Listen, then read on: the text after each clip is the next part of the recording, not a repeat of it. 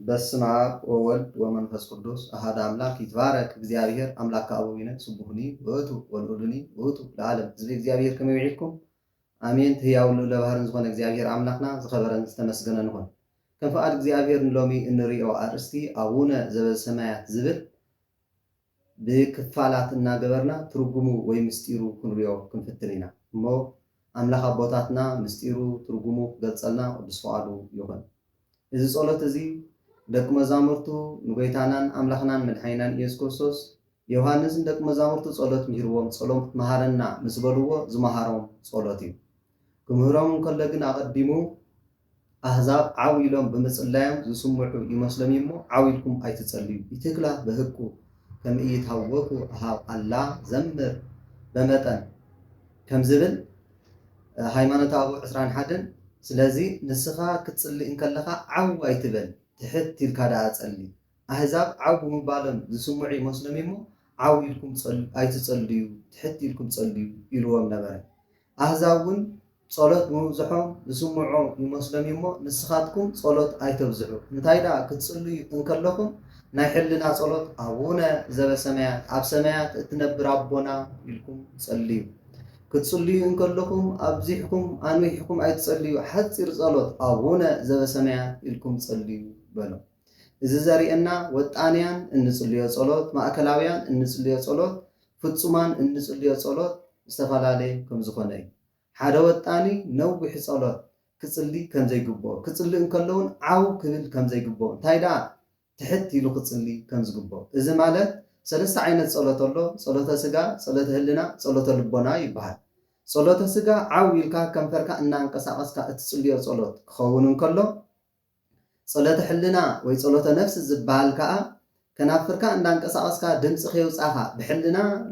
ልቡናኻ እንቅሒካ ሕልናኻ ሰማያት ሰማያት ሰቂልካ እትጽልዮ ጸሎት ከም ኣደ ነቢይ ሳሙኤል ኣደ ሃና ኣደ ነቢይ ሳሙኤል ከምኡ ማለት እዩ። ስለዚ ጸሎተ ሕልና እዩ ጎይታ ንዓና ዝመሃረና ማለት እዩ። ጸሎተ ልቦና ናይ ፍጹማን እዩ ዝበፅሕዎ እዮም ዝፈልጥዎ። ስለዚ እግዚአብሔር አምላክ ከምቲ አሕዛብ ዓው ኢሎም ብምጽላዮም ዝስምዑ ዝመስሎም ጸሎቱ ብምብዝሖም ዝስምዑ ዝመስሎም ንስኻትኩም ግና ከምኦም ኣይትኹኑ። እንታይ ደኣ ጸሎተ ህሊና ሓፂር ጸሎት ጸልዩ አቡነ ዘበሰማያት ኣብ ሰማያት እትነብር አቦና እናበልኩም ጸልዩ ኢሉ ዝመሃረና አምላኽና መድሓኒናን ኢየሱስ ክርስቶስ እዚ ጸሎት እዚ አቡነ ዘበሰማያት በሉኒ በለ አምላክነ በሉኒ እግዚእነ በሉኒ መምህርነ በሉኒ አይበለን። እንታይ ደኣ አቡነ በሉኒ በለ አቦና በሉኒ በለ እግዚአብሔር አምላክ አቦና በሉኒ አምላኽና ወይ አምላኽና ኣይትበሉኒ ጎይታና ኣይትበሉኒ መምህርና እውን ኣይትበሉኒ እንታይ ደኣ አቦና በሉኒ ዝበለሉ ምክንያት ስለምንታይ እዩ እንተበልና አምላኽናን መድሓኒናን ኢየሱስ ክርስቶስ አቦና ስለ ዝኾነ አቡነ አምላክነ ኣይትበሉኒ ነቢያት ቀዳሞት ክጽልዩ እንከለዉ ኣብ ግብርናተ ሰይጣን ማለት ኣብ ባርነት ሰይጣን ኣብ መግዛእት ሰይጣን ከም ዘለዉ ንኸረዱ አምላክነ እናበሉ ይጽልዩ ነይሮም እሞ ንስኻትኩም ግና ካብ ባርነት ሰይጣን ካብ መግዛእት ሰይጣን ሓራ ወፅኹም ኢኹም። ስለዚ ሓራ ኹም ዝወፃኹም ናይ ሕልና ጸሎት ሓፂር ጸሎት ኣብ ሰማያት እትነብር አቦና እናበልኩም ለሙንኒ በለና እሞ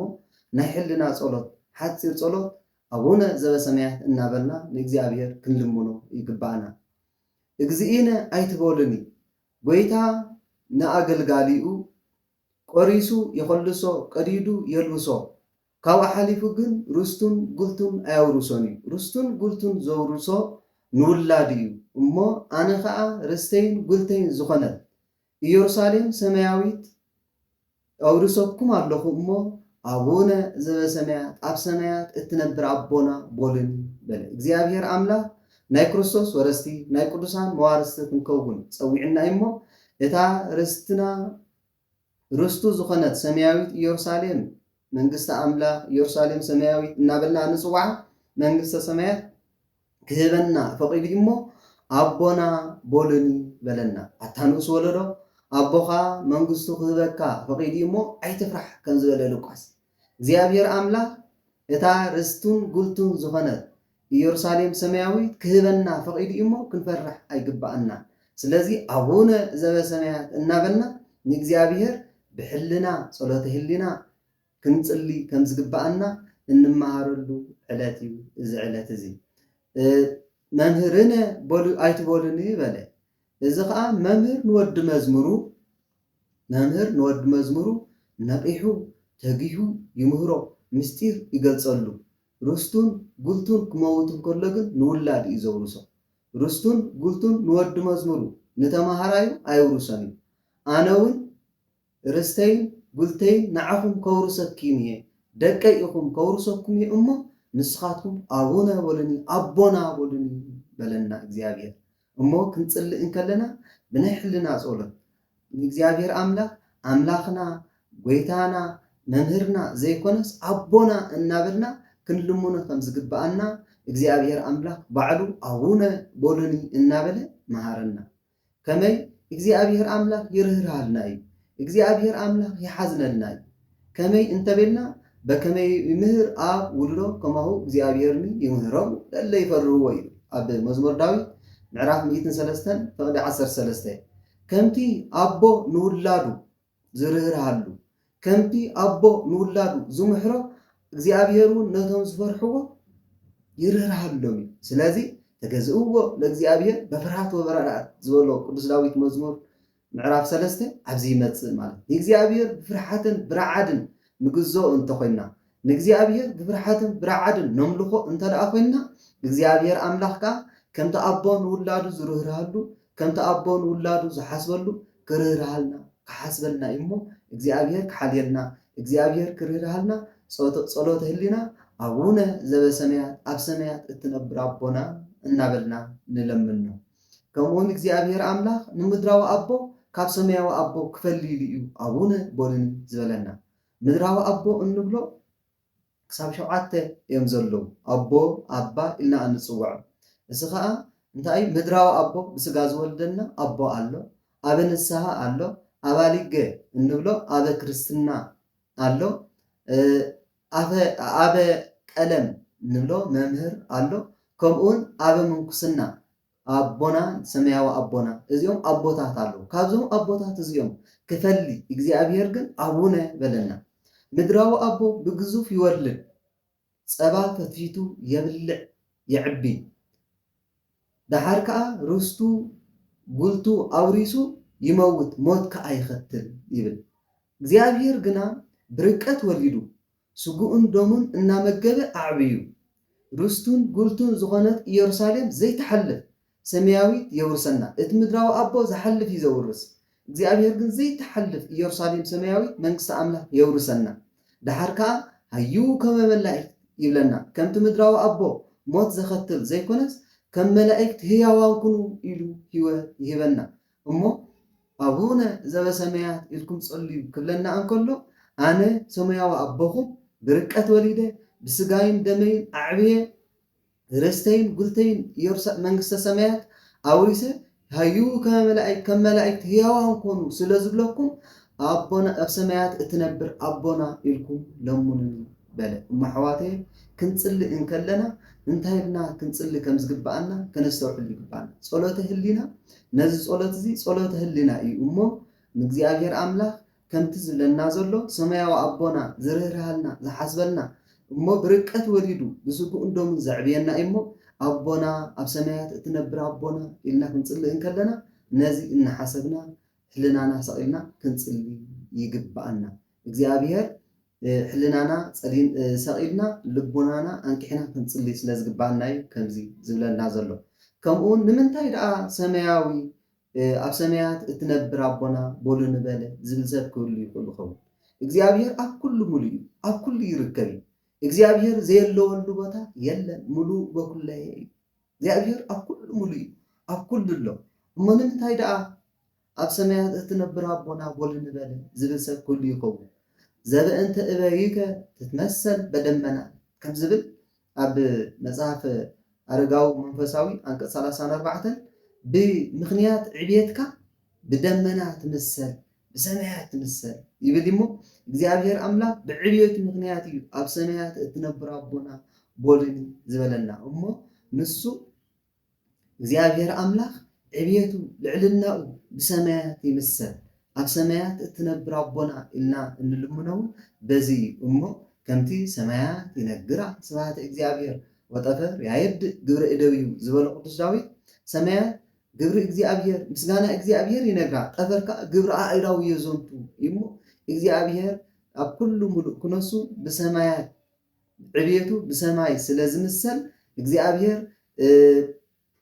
ጽኑዕ ጽንዓቱ ብሰማይ ስለዝምሰል ከም ሰማይ ዘይቅደድ ጽኑዕ ዝኾነ እግዚአብሔርካ ብሰማይ ስለዝምሰል በዚ ኣቡነ ዘበሰማያት ቦል ዝበለ ሰማይ ስፉሕ እዩ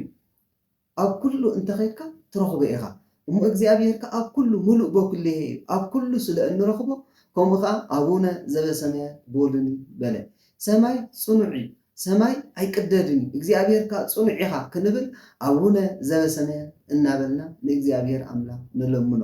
እሞ እግዚአብሔር ኣምላኽ ኣቡነ ዘበሰማያት ቦልን ክብል እንከሎ ብቁልዑ ናይ ሕልና ጸሎት ሕልናኩም ሰማያዊ ሰማያት ሰቂልኩም ልቦናኩም አንቂሕኩም ለምኑኒ ጸልዩ ናባይ ክብል ስለዝደለይ ከምቲ ኣብ ቅዳሴ ያዕቆብ ዘስሩ በሰማይ ይሃሉ ልብኩም ኣህሩ መሳኮ ኣልባቢኩም ኣእምሮ ሃበፀ ትቀሙ ዝብሎ ብመሳኮት ልብና ከፊትና ሕልናና ሰማያት ሰቂልና ኣበይ ከም እንቀውም ናበይ ቦታ ከም እናኣቱ እንወርሳ ቦታ ኢየሩሳሌም ሰማያዊት ምዃና መንግስተ ሰማያት ምዃና ፈሊጥና ክንጽሊ ከም ዝግባአና እንመሃረሉ እዩ እዚ ጸሎት እዚ ይትቀደስ ስምከ ካይብል ስምካ ይቀደስ ቦልን በለ ማለት ወላዲ ስም ወላዲ ስም ተወላዲ ስም ሰራጺ ይገለጸልና ቦልን በለ ስም ወላዲ ስም አብ ስም ተወላዲ ስም ወልድ ስም ሰራጺ ስም መንፈስ ቅዱስ ምስጢሩ ትርጉሙ ናይ ሓድነትን ሰለስትነትን ናይ ስላሴ ይገለጸልና ቦልን እግዚአብሔር አምላክ ምስጢሩ ትርጉሙ እንተ ዘይገሊጽልና ደቂ ሰብ ሓሲብና ተማራሚርና ክንበጽሖ ኣይንኽእልኒና ነገረ ስላሴ ረቂቕ ሱፉሕ እሞ ከምቲ ዮሐንስ ነባቤ መለኮት ወልደ ነጎድጓድ ዝገለጽካሉ ንዓናውን ስም ወላዲ ስም ተወላዲ ስም ሰራጺ ምስጢሩ ግለጸልና ከምቲ ንቅዱስ ጎርጎርዮስ ነባቤ መለኮት ዝገለጽካሉ ከምኡ ንዓና ስም አብን ስም ወልድን ስም መንፈስ ቅዱስን ፈሊኻ ግለጸልና እናበልኩም ለሙን ይብለና እሞ እግዚአብሔር ሓድነቱን ሰለስትነቱን ዝገልጸልና እሱ ስለዝኾነ ሓሲብና ተማራቢርና ስለዘይንበጽሖ ነዚ ከዓ ኣቡነ ዘበሰማያት እናበልና ክንድምኖ ሕልናና ሰቂልና ይግባእ ይትቀደስ ስምከ ቦሉ ንበለ እዚ ማለት ስምየኒ መሃሪ ወመስተሳሂሊ ስለትብል ስምንካ ኣጽናዓልና ማለት እዩ ኦገይታ ስመይ መሓርን ይቕረባሃድን ኢኻ እትብል እሞ ስምካ ኣባና ኣጽናዓልና ስምካ ኣባና ይሕድረልና ስምካ በኣኻ ንሕና በኣኻ ክንስመ ዓድለና ቦልን ይበለ ብክርስቶስ ክርስቲያን ብወልድ ውሉዳ ብመንፈስ ቅዱስ መንፈሳውያን ክንስመ ስሙ ኣባና ክጸንዕ ኣባና ክሓድር ኣቡነ ዘበሰማያት ይትቀደስ ስምከ ቦልን ይበለሞ ስለዚ ይትቀደስ ስምከ ክንብል እንከለና ስምካ ኣባና ስምካ መሓርን ይቕረባሃልን እሞ ኣባና ይጽናዕ ቦልን ይበለሞ ብከ ንወግኦሙ ለኩሎሙ ጸረነ ወበስምከ ንሃስሮሙ ለለቆሙ ለዓሌነ ከም ዝብል ዘማራይ ዳዊት ጎይታዬ ንኩሎም ጸላእትና ብስምካ ንወግኦም ነቶም ኣብ ልዕሌና ዝቆሙ ከዓ ብስምካ ንሕስሮም ይብል እሞ ብስም እግዚአብሔር ጸላእትና እንስዕር ብስም እግዚአብሔር ጸላእትና እንርሕቕ ስለዝኾና ስም እግዚአብሔር ኣባና እንተጸኒዑ ስም እግዚአብሔር ኣባና እንተሓዲሩ ስም እግዚአብሔር ብስም እግዚአብሔር እንተተሰሚና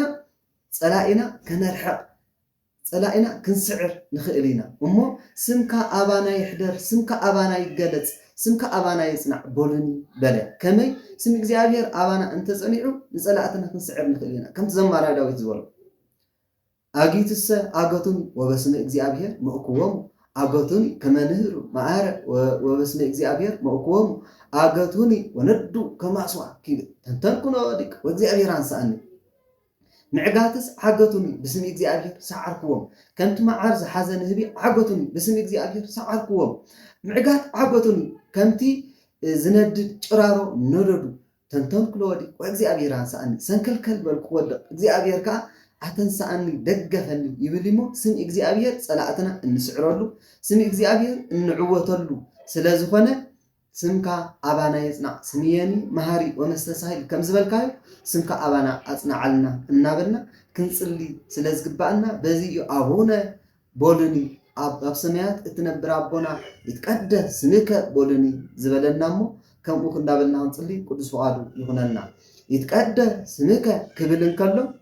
መላእክት ኣብ ሰማያት ቅዱስ ቅዱስ ቅዱስ እናበሉ ኣብ ቅድስናካ ተሳቲፎም ከም ዝነብሩ ንሕና እውን ኣብዚ ምድሪ ቅዱስ ቅዱስ ቅዱስ እናበልና ኣብ ቅድስናካ ተሳቲፍና ምእንቲ ክንነብር እግዚአብሔር አምላክ ይትቀደስ ስምከ ስምካ ይቀደስ እናበልኩም ለሙንን በለእሞ ለሙን ንሕና ከምቲ መላእክት ንእግዚአብሔር ብዘይቋርጽ ምስጋና ለይትን መዓልትን ቅዱስ ቅዱስ ቅዱስ እናበሉ ዘመስግንዎ እሞ ኣብ ቅዱስንኡ ዝሳተፉ ኣብዚ ምድሪ ዝኾይና ቅዱስ ቅዱስ ቅዱስ እናበልና ክንልምኖ እሞ ኣብ ቅዱስንኡ ክንሳተፍ ቅዱስ ፍቃድ ናይ እግዚአብሔር ይኹነልና። ስለዚ አቡነ ዘበሰማያት ዝብል ጸሎት ናይ ሕልና ጸሎት ምዃኑ ፈሊጥና ከምዚ ጌርና ክንጽሊ ይግባአና። ስብሐት ለእግዚአብሔር ልዑል ወለወላዲቱ ድንግል ወለመስቀሉ ክቡር ለዓለም ወለዓለመ ዓለም አሜን።